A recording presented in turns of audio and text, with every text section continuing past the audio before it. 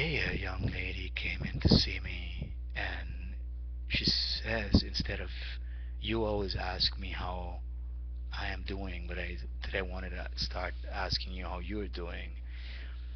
And I heard myself telling her that I don't really think in terms of whether I'm having a good day or a bad day, or if it's positive or negative, but that I sort of like live at a deeper layer than that bipolar layer, and I refer to it as um,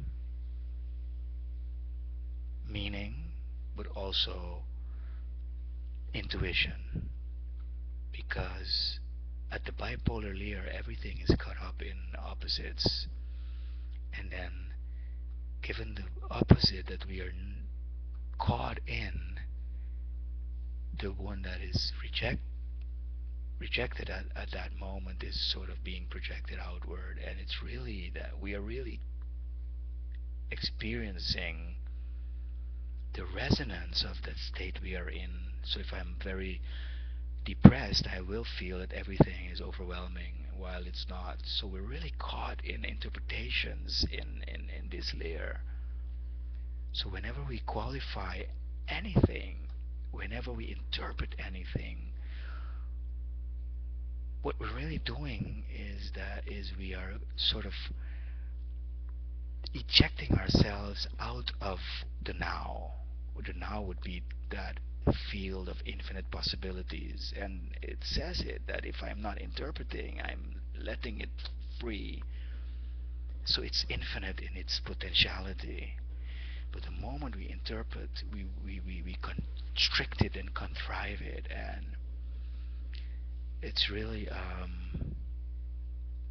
that's the way we really conjure up a very bipolar channel of reality, where sort of if we're too positive, then the negative will compensate us, and the other way around.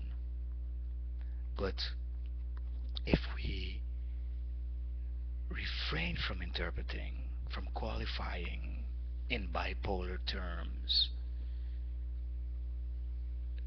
we sort of move to a deeper layer of the self or reality, where we find what we call, so not only the infinite possibilities, but the layer of the self, or the nature of the self at that layer, is what many people refer to as intuition.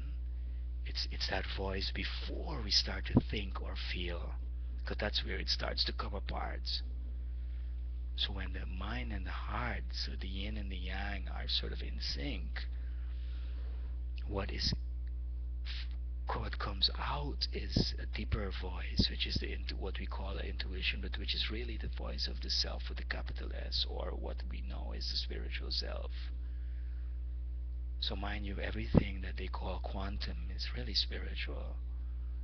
Um,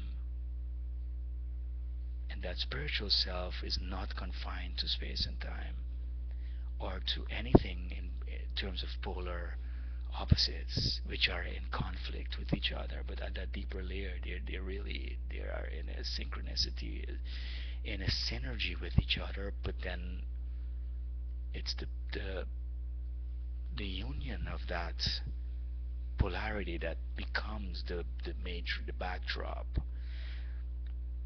And that deeper, if you wish, matrix is what is referred to as the trees of life, because that's where we are like come very close to this, to what we would call the source energy, which would be in terms of physics photon energy, where there is no space-time limitation, so it's directly telepathic. Or so the intuition is also, it's precognitive, and that's the voice that is always right.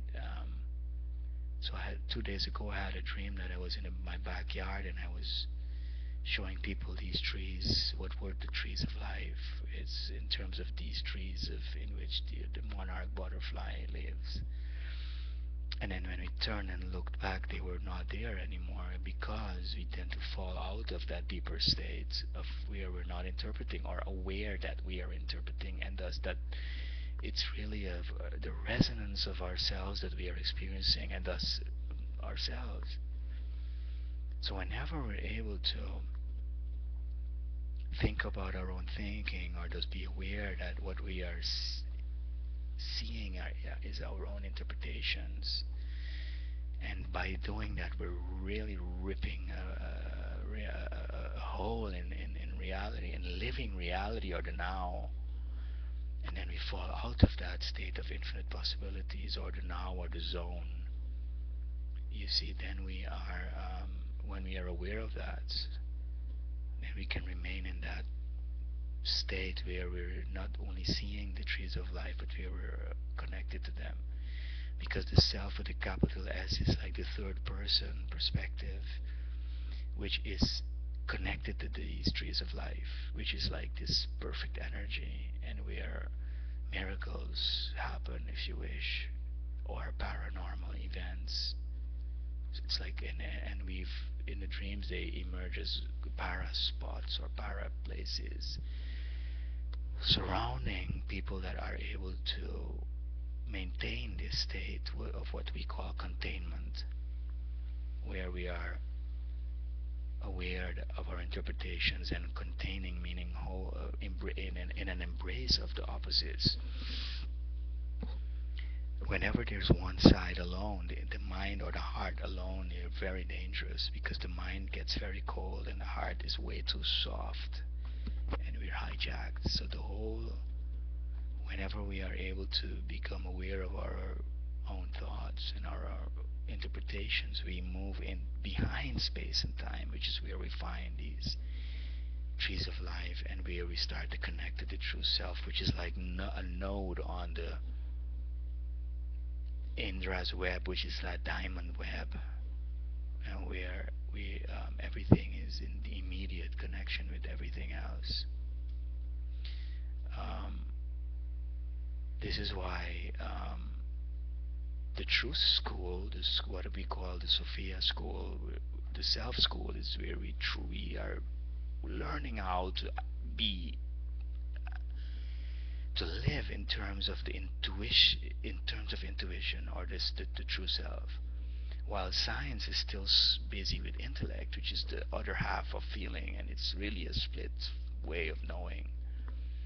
But what we are training in the school that we are running, organizing, is intuition, to be able to be in constant intuition, which is in the zone, which is behind space and time, and anything that has to do with interpretations is pulling us out of that. And so the whole of thinking is so thinking is itself like a way to keep ourselves caught at a very dense level in space and time, and out of that deeper quantum or spiritual dimension.